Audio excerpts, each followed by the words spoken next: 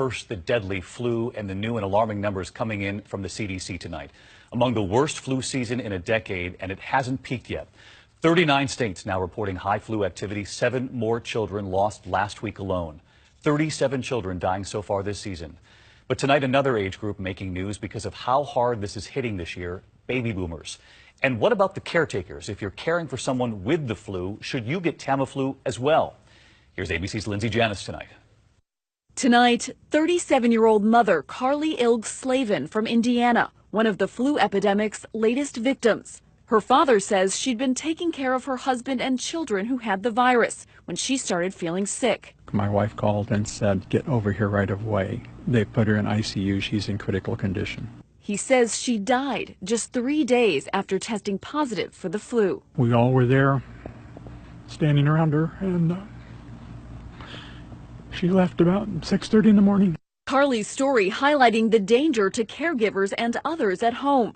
Tonight, the CDC recommending that some people at a higher risk take a preventative dose of Tamiflu, even if they don't have the flu, a step that could cut their chances of getting the virus by up to an estimated 80%. If there are infections in the household and you're concerned about an older individual in the home, talk with your doctor and see if the prophylactic medicines are something that would be useful. Across the country, nearly 12,000 flu patients so sick they've had to be hospitalized. The CDC says the number of children reported to have died from the flu this season has climbed to 37.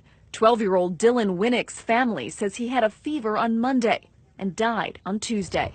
Shocking. You get a call that he's passed. How the hell does that happen?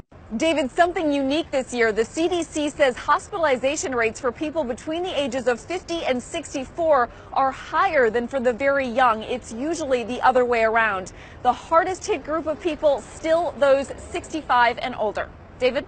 All right, so seniors, children, and this year the baby boomers too. Lindsay, our thanks to you. And about that point you heard from Lindsay, their caretakers, caring for loved ones with the flu. Should they be taking Tamiflu as well? Let's dig into this with Dr. Ashton. Jen's here tonight. And Jen, I know that your daughter has the flu at home. We wish her a speedy recovery along with everyone at home dealing with this. But this notion about Tamiflu, you were mentioning that you were on it.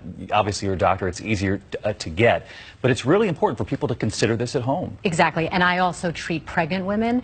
But in general, the vulnerable high-risk groups that should consider Tamiflu as a prophylactic measure to reduce their risk of getting sick if they've had direct contact.